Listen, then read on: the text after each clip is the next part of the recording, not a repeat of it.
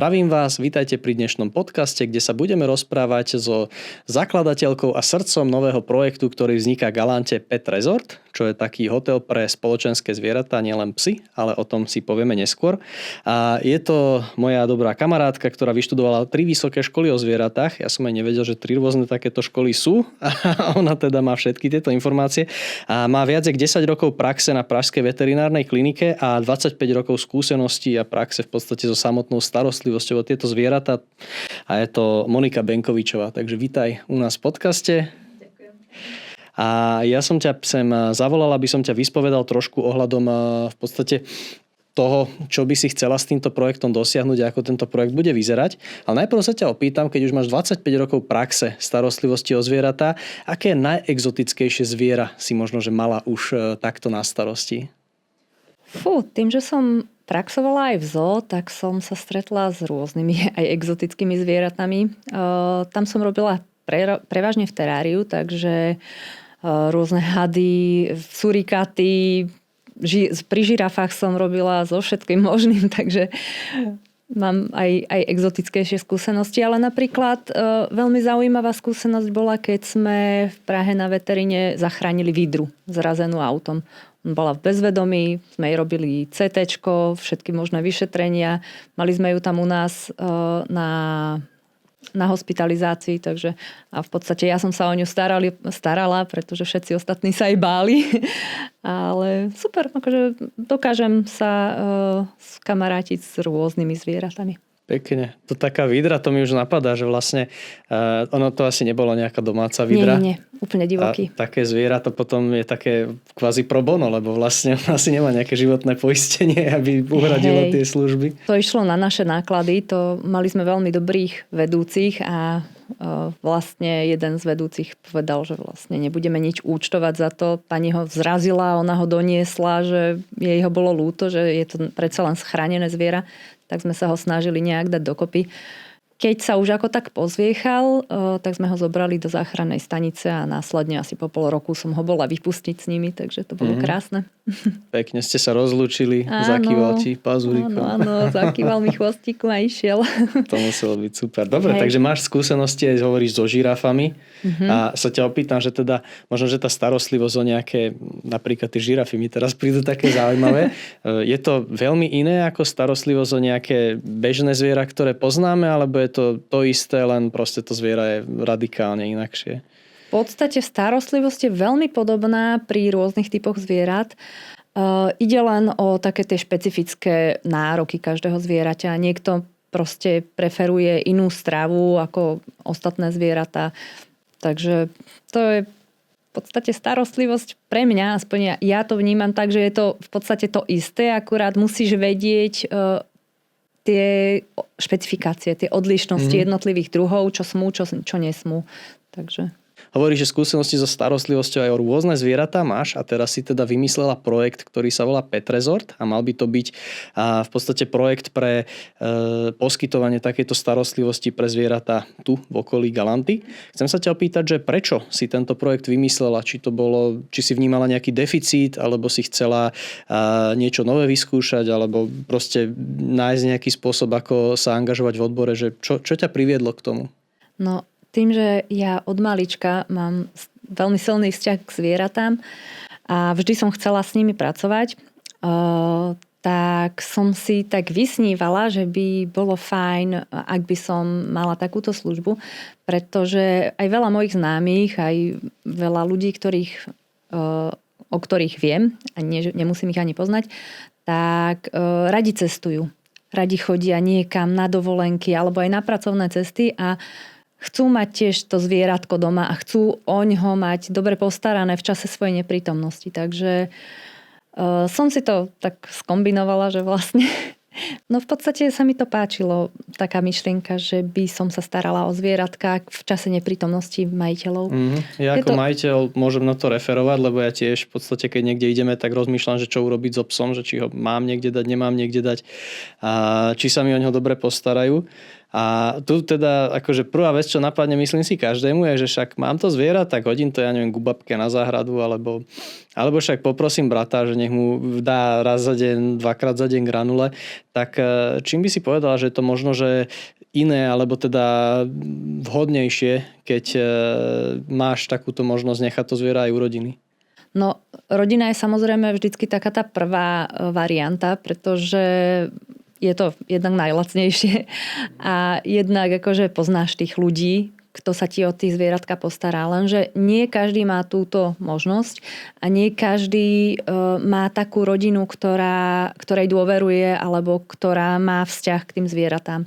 Takže veľa ľudí sa potýka s problémom, že kam s nimi vlastne, lebo keď povie mame alebo otcovi, že no tak postráž mi králička napríklad, tak on, Ježišmária, zasa pre Boha, budem to tu mať, sprneť by to tu bude.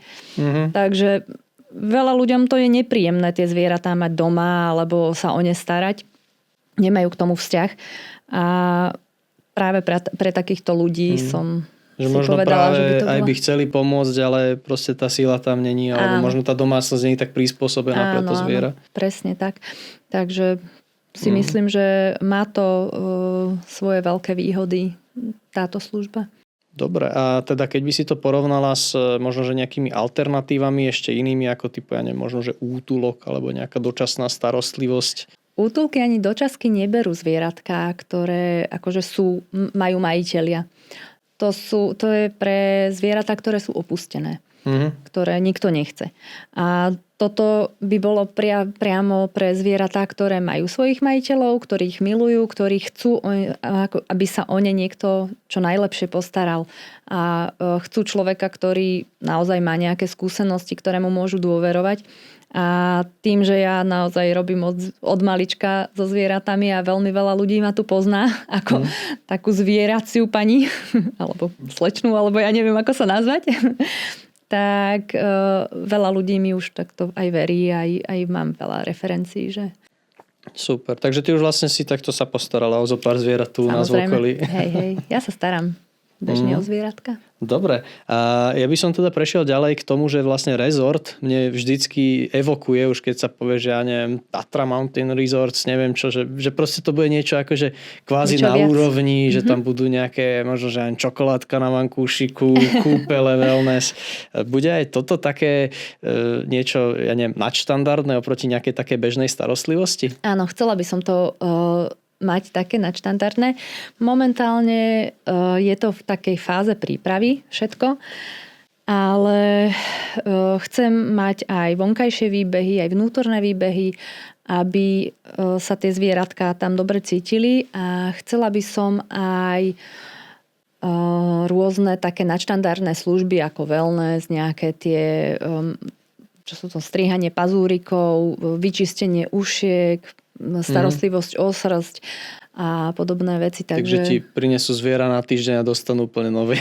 Áno, zrekreované. Oddychnuté. Ešte príde ten majiteľ a pozrie sa na ňo ten psík, že ešte choď, ešte ma tu nechaj týždeň. To sa mi niečo podobné stalo. Som strážila králička známym a oni, keď si ho zobrali po asi 2 týždne u mňa bol, tak keď si ho zobrali, tak hovoria, že pre Boha, on nás nenávidí, že on chce ísť k tebe. Že vôbec sa s nami nebaví, on chce sa vrátiť.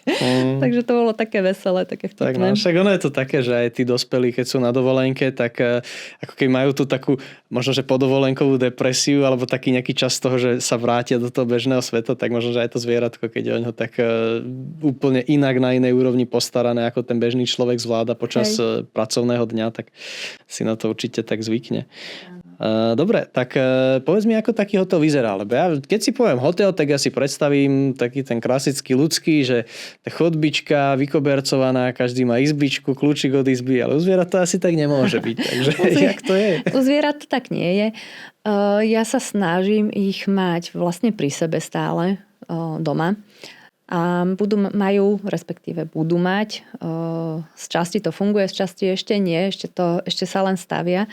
Ale majú vždycky svoju ubikáciu, nejaký v podstate boxík alebo priestor, svoj koterec, záleží od toho, aký druh zvieraťa to je.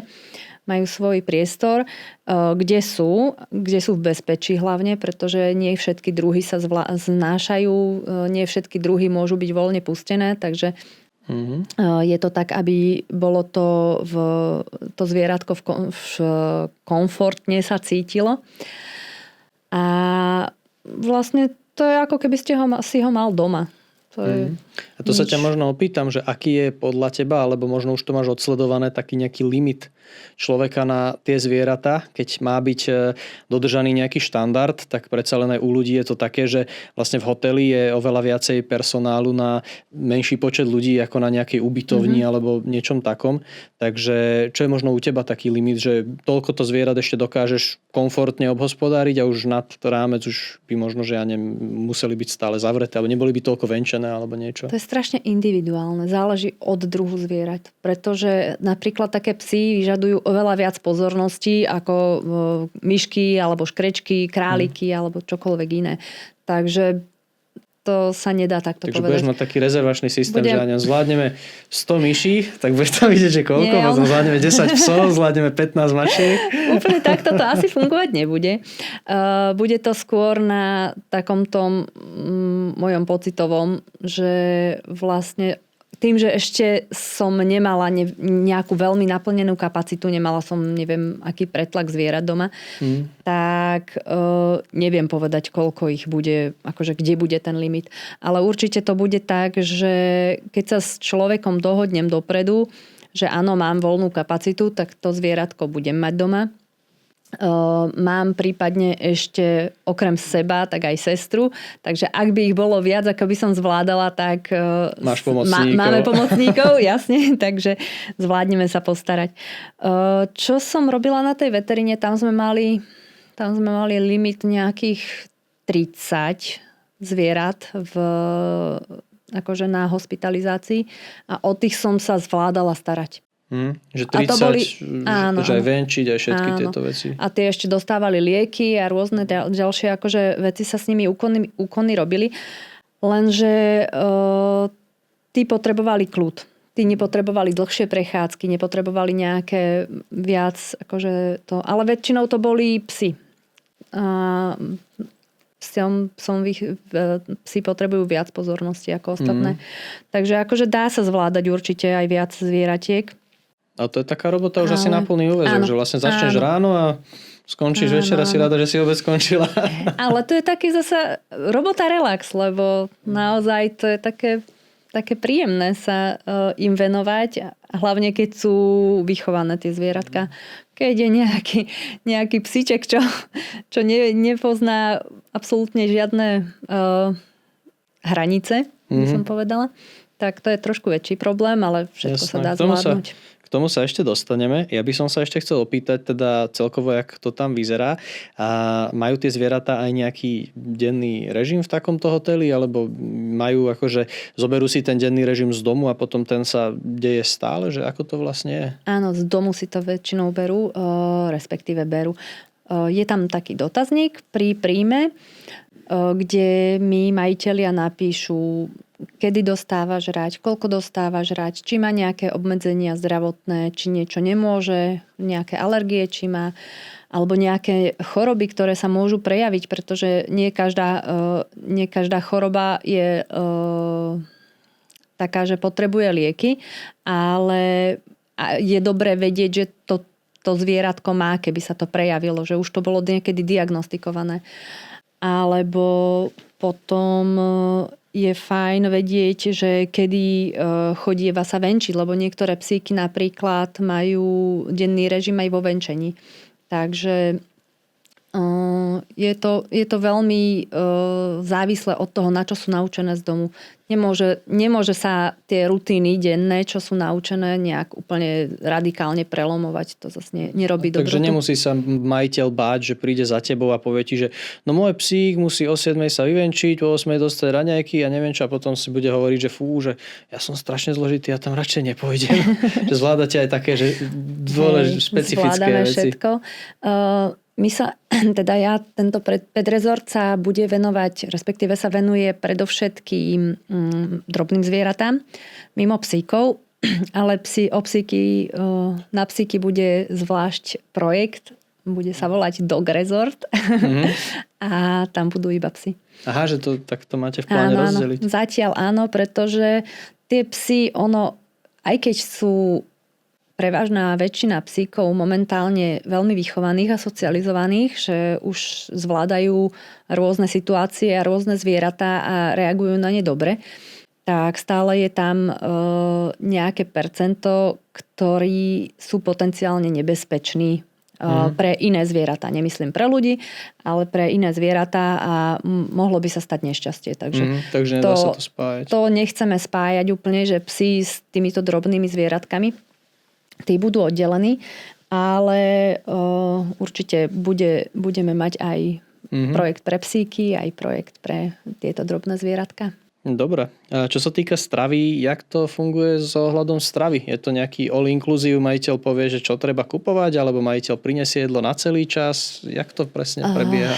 Takto budeme mať aj svoje zásoby krmiva nejakého. Určite bude nejaké super prémiové, také najlepšie na trhu. Ale tým, že zvieratá majú veľmi citlivé trávenie, mnohé, nehovorím, že všetky, ale veľmi veľa ich je takých a veľmi zle reagujú na stresové situácie. Takže je veľmi viac ako vhodné, keď si majitelia donesú vlastne svoje jedlo, na ktoré sú tie zvieratka zvyknuté, ako by som mala prechádzať na naše. Naše budeme mať, lebo ja mám tiež kopec zvieratiek svojich vlastných, takže ak by bol prípad núdze, tak samozrejme neostanú ohľady, ale vždy je lepšie doniesť svoje krmivo. Hlavne kvôli tráviacim ťažkostiam. Jasné, to som sa presne chcel opýtať, že keď sú nejaké dietetické obmedzenia alebo lieky. To treba hlásiť dopredu. To bude všetko v tom formulári, pri príjme všetko sa vypíše dopredu, aby sme vedeli, že čo zvládam podávať aj lieky, takže nie je problém.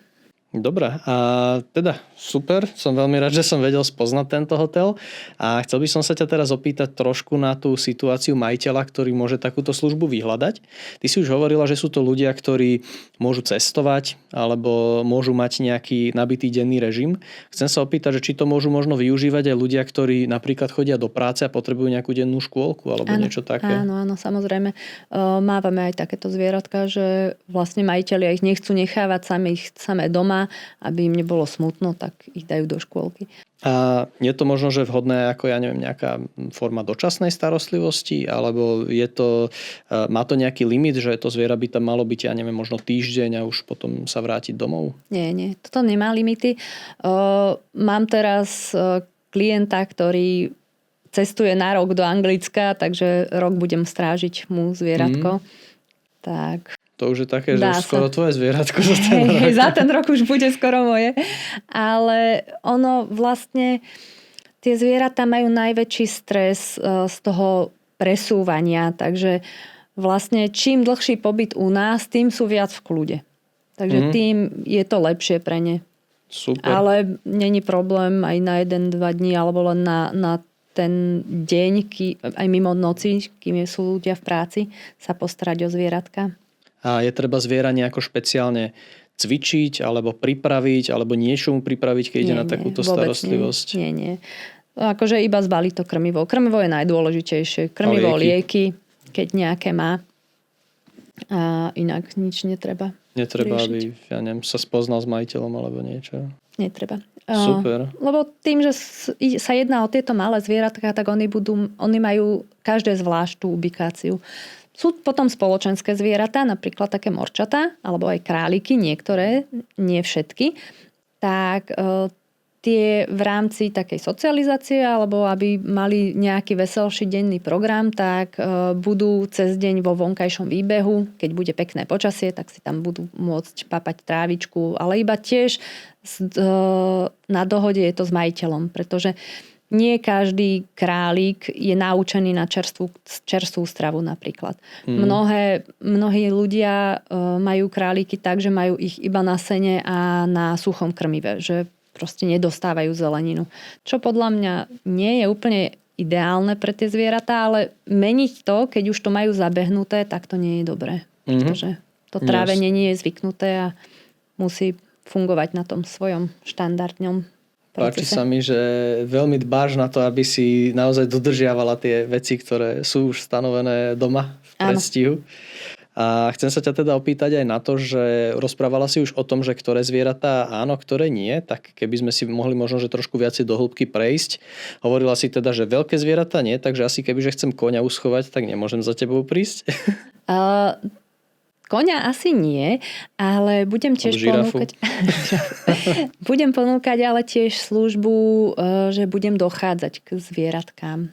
Takže ak by bolo treba sa postarať napríklad o nejaké hospodárske zvieratá, tak aj toto zvládame.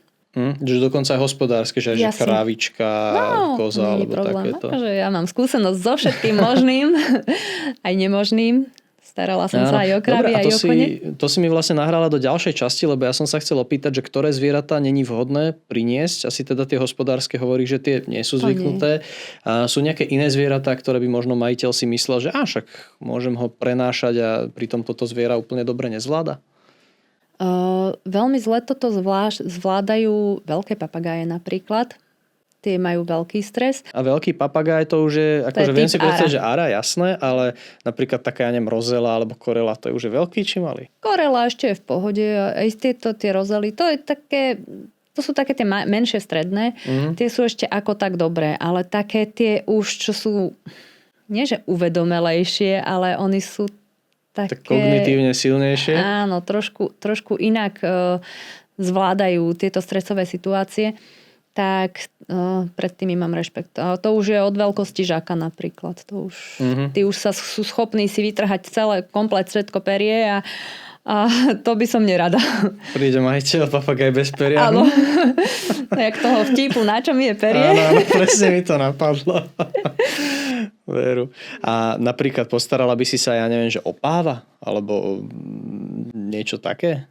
Akože kľudne, ale to je také zvieratko, ktoré tiež predpokladám, že keď by som sa mala o ňoho postarať, tak by ma zavolali k ním domov na mieste. Hej, že to prenášať, neviem, či by niekto chcel. Akože keď dlhodobo, že by odchádzali niekam preč, tak samozrejme není problém. Priestor by som na to mala. Lenže takto nakrátko skôr by som musela dochádzať k tomuto zvieraťu. A dobre, a teda tie zvieratá, ktoré chodia k tebe, tak hovorila si už, že teda zajačikovia, mačičky asi, myšky, tie drobné hlodavce všetky. Áno. A napríklad ryby. Ryby to sa určite nie, pretože oni potrebujú to svoje stabilné prostredie v tom akváriu. Ako nemyslím prenášať, ale že či aj tie ryby, vieš, prídeš za nimi a postaráš sa o ne. Môžem. Že rybky sú tam. Akože to není. Myslím, že rybky sú také, že ak by niekto chcel, tak samozrejme zvládnem aj tie. Akvárko mám tiež. Ale ono sú v dnešnej dobe krmítka, takže keď ide človek na týždeň preč, dá tam krmítko a tie rybky to vydržia. Že to je lepšie, nepotrebujú takú socializáciu. Nepotrebujú socializáciu. Akože keď má niekto veľké akvárium, tak je lepšie ho denne skontrolovať. Či tam všetká technika funguje, pretože sú tam rôzne svetlá, rôzne filtre a nejaké oxid uhličitý sa tam dáva. Takže toto je lepšie vždycky kontrolovať. Takže keď niekto ide na dlhšie preč, môže využiť aj túto službu, že by som zbehla a pozrela sa, nakrmila rybičky. Ale lepšie je asi, že raz za deň skontrolovať akvárko a to je... Ale to nie je nejaké také náročné. Ale kľudne dá sa aj to. Dobre. Poďme sa rozprávať teda nie o samotných typoch, druhoch zvierat, ale už o tom, že vlastne napríklad samce a samice. Je to pri zvieratách alebo pri týchto drobných zvieratách jedno, jak ich dáme, alebo musia sa nejako deliť, že je to niečo, čo sa majiteľ, ja neviem, musí báť, že tak donese ti záčicu na postaranie sa a zrazu ich dostane 7 domov. Určite by som ich nespojila. Ak by boli aj vo výbehu, že by mohli ísť do vonkajšieho výbehu, tak vždycky je zvlášť pre samce a zvlášť pre samice. Potom sú kategória ešte kastrovaných, ktorí akože môžu ísť môžu ísť s kýmkoľvek von, ale všetko záleží od toho, ako sa tie zvieratá znášajú. Pretože taký králik, napríklad títo, čo tu mám, to je Minilov králiček. To je Minilov králiček, čo tu mám. A oni sú sociálne zvieratka. Oni majú radi kontakt s inými králičkami, majú radi kontakt s ľuďmi. A vidím, že ti tu sedí tak na kolenách veľmi spokojne celý podcast. Oni sú strašne spokojní, oni sú úžasní, dokonalí. A vlastne ani na seba neútočia väčšinou. Vždy je to jedinec od jedinca, ale čo mám skúsenosť, tak nikdy mi na seba nezaútočili. A vlastne v tomto prípade môžem dať, čo ja viem, rôznych zajkov spolu, pokiaľ sú dobre spolu, pokiaľ vychádzajú. A ak nie, tak každý by musel ísť zvlášť. Samozrejme tie samce, samice úplne oddelenie, lebo nikto nechce domov si doniesť prekvapenie. Presne tak. A čo sa týka, keď je napríklad pes, alebo teda hovorila si, že psi neberiete, ale tak asi aj iné zvieratá majú to háranie, že vlastne keď sú náchylné, tak vtedy musí byť asi úplne izolovaná tá samica od všetkých. Tak tým, že majú každý svoju ubikáciu, tak to nie je vôbec problém. Že vie každý tam aj takéto. Áno. A keď je zviera vyslovene si spomínala problematické, tak vtedy tiež je v tvojich silách nejako sa o neho postarať, keď je napríklad nesocializované, alebo má za sebou nejakú históriu neúplne dobrého správania. Hej, so všetkým si ja poradím. Mám nejaký dar, že dokážem vychádzať alebo nejak manipulovať aj so zvieratami, ktoré sú úplne divoké napríklad, že ktoré nikdy neboli v kontakte s človekom, tak viem aj s takýmito si poradiť. Super. A máš aj nejaký limit, že už keď ti niekto prinesie zviera a ty mu povieš, že že toto už nechceme tu mať, lebo je príliš nebezpečné? Neviem. Niekde možno určite je. Niekde nejaký limit mám, ale ešte som sa s ním nestretla. Dobre, takže však 25 rokov praxe, k tomu 10 rokov na veteríne v Prahe, tam vidry zachránené a všetko, takže verím, že je to také. A čo keď je napríklad zvieratko choré? Zoberiete aj choré zvieratko? Záleží od typu choroby. Ak je to niečo infekčné, určite nie. Choré zvieratá, ktoré majú prenosné choroby, určite nemôžu ísť medzi akékoľvek iné zvieratá. Nemáte nejakú izolovanú izbu alebo niečo? Máme. Vždy musí byť karanténa v takomto zariadení, ale vyslovene choré zvieratá, čo už sú diagnostikované, respektíve nemajú od veterinára potvrdené, že sú zdravé, tak nemôžeme zobrať. Je to v záujme zachovania zdravia ostatných zvieratiek. Vtedy, keď sú nákazlivé. Že keď je to taká choroba, že srdce má choré, tak vtedy asi to je to v poriadku. To je úplne niečo iné, presne. No. A keď ochorie napríklad v starostlivosti, môže sa to stať, že niečo sa stane? Vždy sa môže stať, že je to živý tvor, takže tieto veci si nedokážeme nejakým spôsobom dopredu urobiť. A stať sa to môže. Máme veľmi dobrých veterinárov v okolí, s ktorými mám veľmi dobré vzťahy. Takže ty vlastne hneď to zviera privezieš, vyriešiš, nemusí majiteľ teraz rýchle z Grécka sa vracať lietadlom alebo niečo. Všetko zvládneme. Tým, že mám 10 rokov praxe na veteríne, tak na tých zvieratkách veľmi skoro vidím, kedy im začína nejaký problém, lebo niektorí to odhalia až neskôr, alebo sa na to vykašľú. Takže ja to na nich veľmi rýchlo vidím a vždycky sa skontaktujem najprv s majiteľom, že niečo sa deje a následne hneď ideme na veterínu. Super, takže vieš sa postarať o choré, o zdravé, o divoké, o veselé, o samcov, o samice. Všetko dobré. A teda ešte by som chcel na záver si prejsť aj tú časť toho teda rezortu trošku detailnejšie. A spomínala si, že nejaký teda wellness, strihanie pazúrikov, strihanie srsti. Vedela by si mi k tomuto trošku viacej povedať, že čo všetko by mohol ten majiteľ možno, že si nejako, ako vyklikať ako také možnosti, že ešte aj toto, že čo všetko môže takto získať? Hej. Určite to kúpanie, strihanie, fénovanie, ale to skôr u tých psíkov funguje. Niektoré aj mačičky sa takto dajú upravovať, alebo králiky, ale u králikov je napríklad oni sa nemôžu kúpať. Lebo oni sú veľmi náchylné na stres a môžu z toho až umrieť, keď môže sa im zastaviť srdce. Keď je to nejaký veľmi intenzívny a náhly stres. Takže oni sú skôr takí, že sa iba očešú, ale také mačičky, niektoré tiež zvládajú veľmi dobre kúpanie, niektoré sú veľmi zlé na kúpanie. Takže to je, naozaj je to vždycky individuálne a záleží od typu zvieratka. To je Takže môže sa stať, ťažko. že majiteľ ti dá, že okúpte mi mačičku a ty mu dáš ja mu naspäť, poviem, že nedalo nie. sa. Nie, že nedalo sa, ale poviem mu, že no tak táto mačička není adept na kúpanie. Môže sa stať, že to odmieta. Hej, lebo mačky majú v podstate prirodzený inštinkt, že si čistia srsť. Oni nepotrebujú kúpať sa. A pokiaľ nie sú nejaké vyslovene špinavé, od oleja napríklad, alebo od nejakých iných vecí, že čo nedokážu si dať dole zo srsti, alebo by im mohla ublížiť. Ten olej, to není vhodné, aby si to vôbec olizovala tá mačka. No jasno. Keď ju niekde pod autom podleze a nejaký motorový olej na ňu kvacne, tak to je také nic moc. A vždycky sa dopredu musím dohodnúť s majiteľom, že či vlastne to zvieratko môže podstúpiť túto procedúru alebo nie.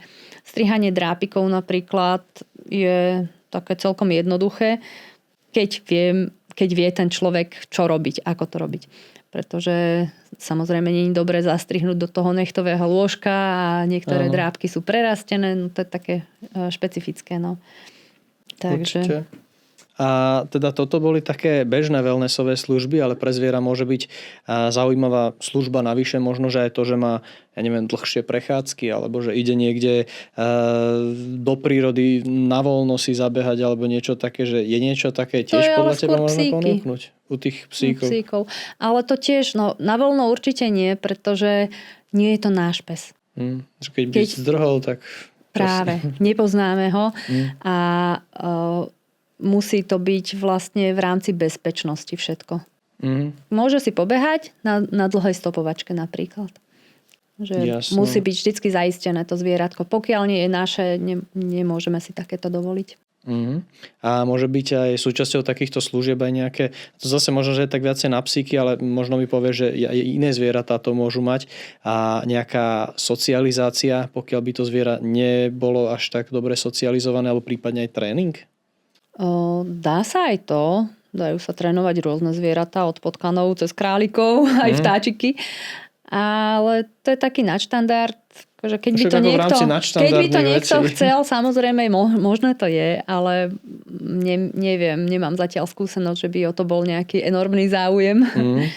Tak teraz práve chceme dať tú správu, že pokiaľ je také niečo, vieš, lebo mne by to nenapadlo, že môžem dať tam zvieratko a môžem, ja neviem, odísť na 2 týždne a potom sa vrátim a to zvieratko bude mať napríklad dobré hygienické návyky zrazu, alebo bude oveľa spoločenskejšie, sociálnejšie, nebudem sa báť s inými zvieratkami, že niečo... To sa všetko týka predovšetkým psíkov, tieto socializačné veci. Ostatné zvieratá, králika, keď máš doma, tak nechodí medzi iné králiky. Pokiaľ nechodíš napríklad na súťaže králičí hop. Lebo aj to je. A teoreticky vieme aj na toto pripraviť tie zvieratka. Že aj na súťaž. No jasne, však to nie je nič zložité. Jak sa pripravuje zviera na súťaž? Všetko sa motivuje stravou. Akože nejakými dobrotami, odmenami. Treba naozaj najprv si získať to zvieratko, aby bolo vlastne priateľské voči tebe a potom vlastne cez rôzne pamlsky, odmenky tak ho motivovať, aby preskakovalo prekážky napríklad, alebo obiehalo nejaké veci. Super, takže keď potrebujete motivovať zviera na súťaž, tak viete kam prísť a pripraviť ho a nemusíte. Môžete vyschodiť do roboty a zatiaľ zvieratko sa pripravuje. A tiež robíme ešte takúto, to ma napadlo pri tomto, vieme aj pomôcť prípravou na výstavy. Psie napríklad. Tým, že dlhoročne chováme psíky, aj ja, aj sestra, tak naučíme handlovať a podobné veci. Takže... OK, takže to je zaujímavé. Taký letný tábor pre zviera. Pripraví sa na výstavu. Áno. To niekedy možno, že keď je majiteľ, ktorý má v tomto víziu, tak to nemusí byť nevyhnutne ani odcestovaný. Že môže to vlastne brať ako súčasť toho celého, že tak pošlem zviera do tábora, naučí sa, vráti sa, super. A dá sa aj tak, že aj tú výstavu s ním odbehneme. vlastne. Tu majiteľ už len dostane cenu do ruky. Môže ísť s nami, ale môže nám dať iba psíka, zaplatí si akože vstupné na výstavu a handling a tieto veci a Sú zvládneme výstavy všetko. aj pre, ja neviem, myši? Áno, sú. Neviem, či teraz momentálne, ale pred pár rokmi sme organizovali, lebo ja som bola v klube chovateľov potkanov a organizovali sme aj potkanie výstavy, aj myšacie boli, aj králiky majú výstavy. Akože veľmi veľa zvierat má výstavy. To je až neuveriteľné, keď človek tak prenikne do takého myšu a zrazu zistí, ako strašne veľa sa tam toho nachádza. Áno, áno. A dobre, tak nakoniec, ale teda určite nie v poslednej rade, by som sa chcel opýtať, že koľko takýto pobyt zhruba môže výjsť takéhoto majiteľa, na čo sa pripraviť? Či má to počítať tak, ako keď si ide do Airbnb a počíta 50 eur na noc aspoň, alebo či je to niekde trošku nižšie? No, ceny začínajú od 10 eur. Od 10 Od eur. 10 pre malinké zvieratka, nejaké myši, škrečky a tak. A potom pri nejakých mačičkách je to okolo 20. A budete ponúkať aj Záleží, nejaké množstevné zľavy, že keď príde zviera na ten rok? Áno, tak... áno. Je tam zľava po 2 týždňoch a potom po mesiaci ďalšie nejaké. Bude to odstupňované. Viac informácií asi lepšie sa dozvedieť na stránke, lebo tam to bude všetko urobené. Ale super. Ešte niečo, čo možno sme o tom to hoteli nepovedali a čo by si ešte tak chcela vyzdvihnúť, že ešte aj toto tam budeme mať, alebo toto je výborná vec, ktorá bude tam k dispozícii. No, to keby som vedela. Keby si vedela, možno, že ti napadne. Nevadí. Akože ja si myslím, že sme to prešli celkom obšírne. Už vieme teda, ktoré zvieratka tam patria, ktoré nie. Ako ich na to pripraviť, alebo teda skôr nepripraviť, že není úplne nutné sa s tým nejako strachovať a že není to vhodné teda iba na to, keď človek odcestuje, ale môže to byť úplne výborné tá denná škola, keď je v robote. Fakt to zviera celý deň sedí doma, alebo teda pripraviť ho aj fakt na tie výstavy, alebo urobiť nejaký ten wellness okolo, zveriť tam zviera na týždeň, dostať ho vyvoňané, krásne postrihané pazúriky, socializované. Vyčistené uška. Vyčistené. Nemusíme sa báť nečakaných tehotenstiev ženského rodu zvierat. Takže myslím si, že sme to prešli celkom dobre. Pre viac informácií by som chcel odporučiť každému, kto toto pozerá, si pozrieť stránku Monikinu. Tam toho bude určite ešte oveľa viacej a teda na otázky sa pýtať priamo Moniky. Môžeme aj kľudne do komentárov, keď napíšete otázku, tak Monika vám zase odpíše na ten komentár, alebo potom na kontaktné údaje a keď sa chcete rezervovať, alebo teda nejako ďalej v podstate vymyslieť, že kedy prinesiete svoje zvieratko, tak tiež kontaktujte Moniku.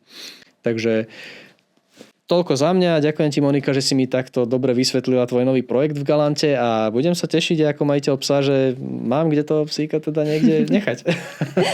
Ďakujem aj ja.